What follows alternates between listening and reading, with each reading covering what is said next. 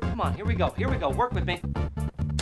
You should think about modeling. We've been talking a lot about cameos recently, and those are the people featured on other shows, specifically in teen shows, because this world of teen content was very specific at the time. Like, Selena Gomez would be on every Disney show, Victoria Justice would be on every Nick show. There was just no time like it. It should be no surprise that I had to jump to Big Time Rush, because this is probably the heftiest cast of cameos that we'll ever experience. Not only were each of them individually on a bunch of different shows, but even as a group of Big Time Rush, they were on a couple shows too. We're not talking about people that guest starred on Big Time Rush, we're talking about Big Time Rush guest starring on other shows. So without further ado, let's jump into it.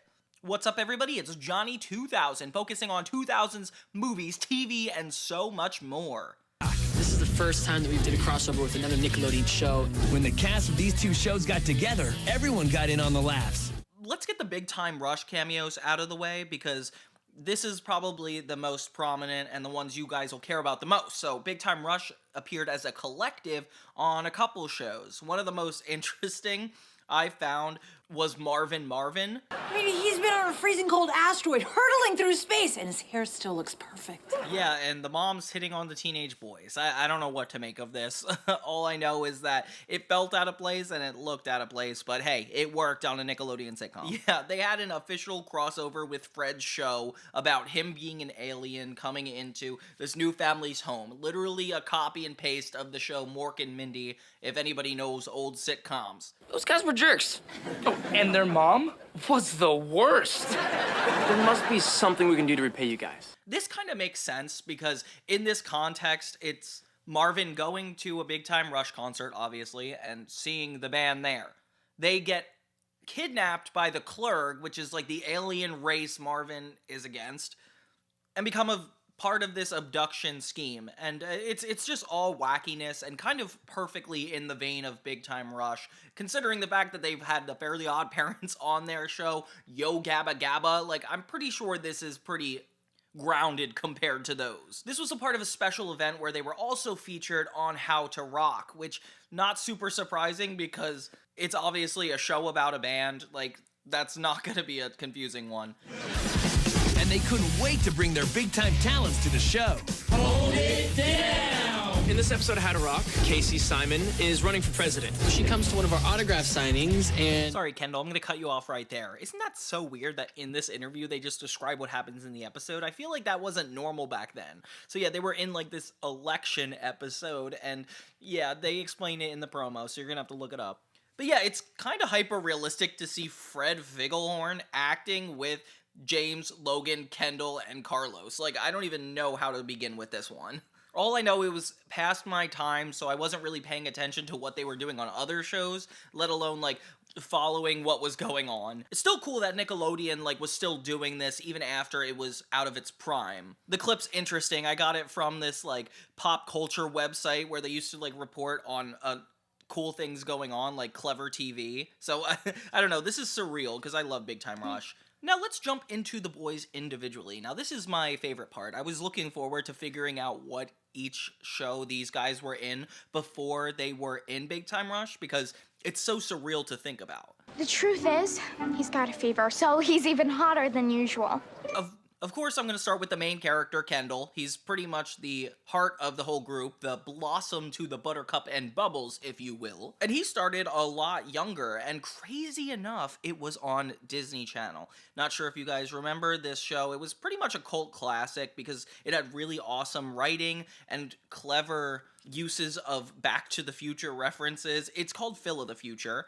And it's about this kid, this whole family that comes from the future and goes back in time. Ironic because Marvin Marvin was something out of this world like that. Kendall played Pim Duffy's boyfriend in the season 2 episode Get Ready to Go-Go.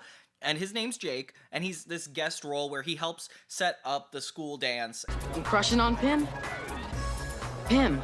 And it's cool because he was actually in this magazine and has used alien technology to come to life, which is out of this world, but totally in the relevance of the Big Time Rush universe. And he looks so young and is so good at acting, like, right off the bat. I can't even believe what I'm seeing. It's weird because I also see a guest appearance from another Sonny with a Chance character, but we're not going to talk about that right now.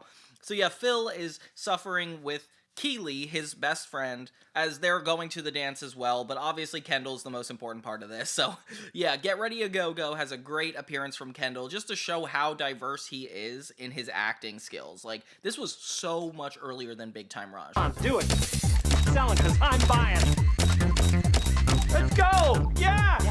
Fast forward to the extreme future, he was also in the show School of Rock, based on the movie School of Rock, not How to Rock, which he and Big Time Rush were on already. He is on School of Rock. Hey, what's up, guys? It's Kendall Schmidt. You probably know me from Big Time Rush, but now I'm guest starring in Nickelodeon's new show, School of Rock. And it's cool because he plays a really arrogant, self-centered heartthrob and a lead singer of the rival band Night Lizard, which is kind of crazy. He's in this for a bunch of episodes, actually. Like, in season 1, he was competing in the Battle of the Bands against the main characters, so seeing him as a villain was definitely something I wasn't expecting and very pleasantly surprised to see. So yeah, that's our main guy, Kendall. So let's move on next to James Maslow. It's hard to see in this light. Oh, then I'll get closer.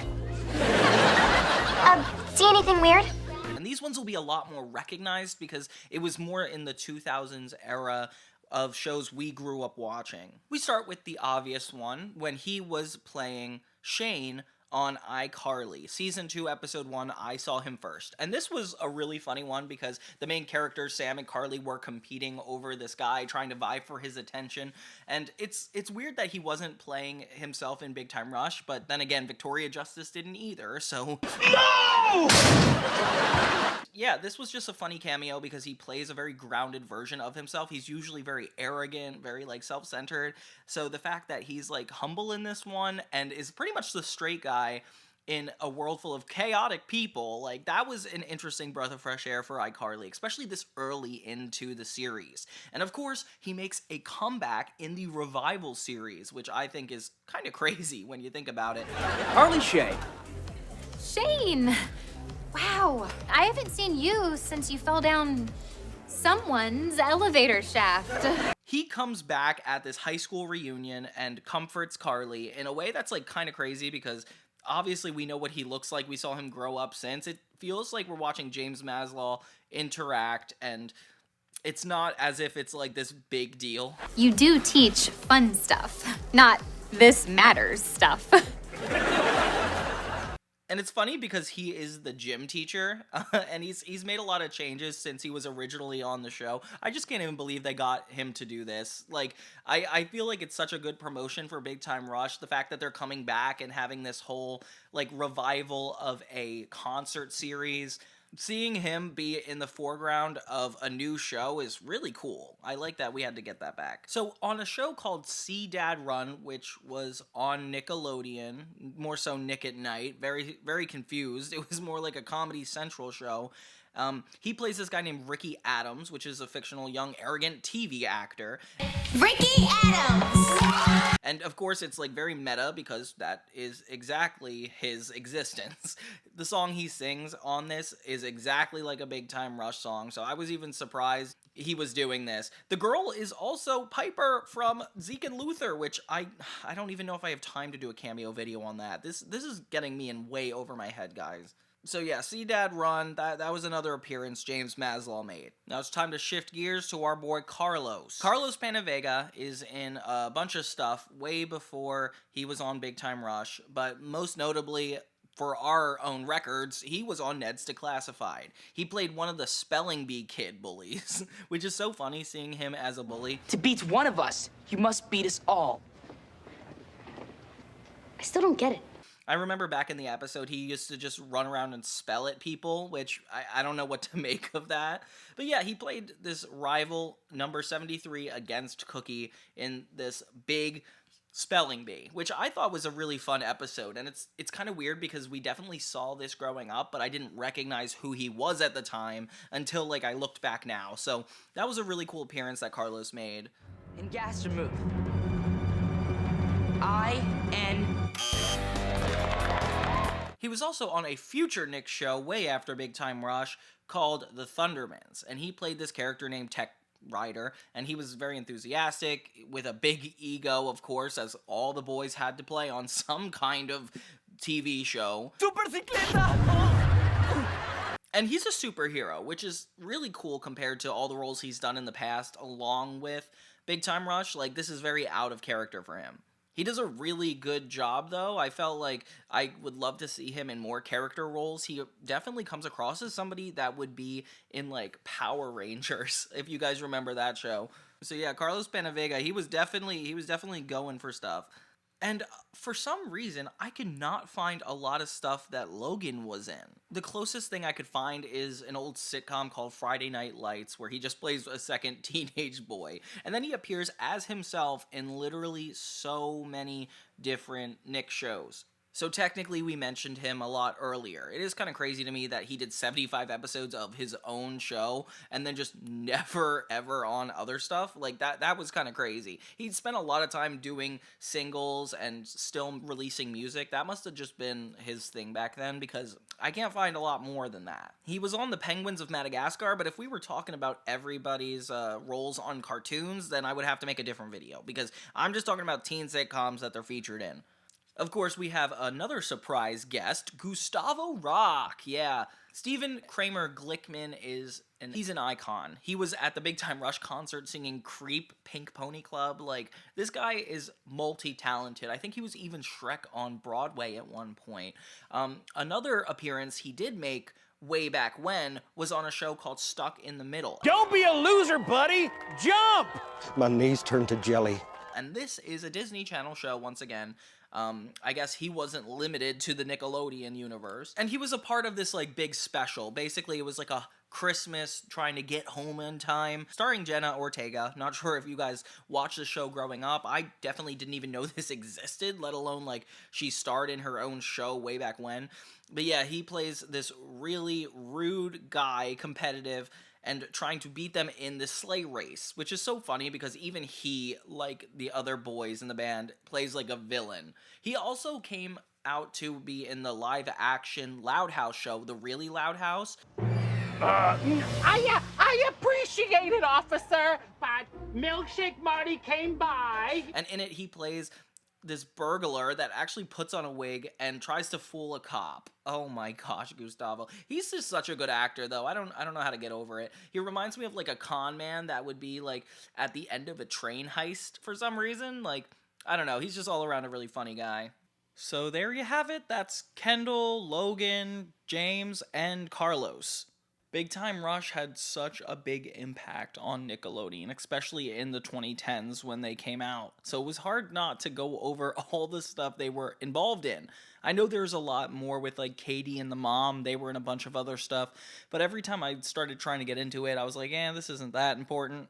But how much of this do you guys actually recognize? Did you hear of the show Stuck in the Middle? Because I definitely didn't. But then again, I am a 2000s kid. I can't wait to do a Big Time Rush rewatch, if only they actually put it on a platform somewhere. Oh, this show is so fun to actually, like, dive deep into. And the fact that it had connections to Phil of the Future of all things is even crazier to me. Thank you guys so much for watching this episode, this special cameo episode, and supporting my channel. I love you guys so much and appreciate all your contributions. Thank you guys so much, and I will see you next time.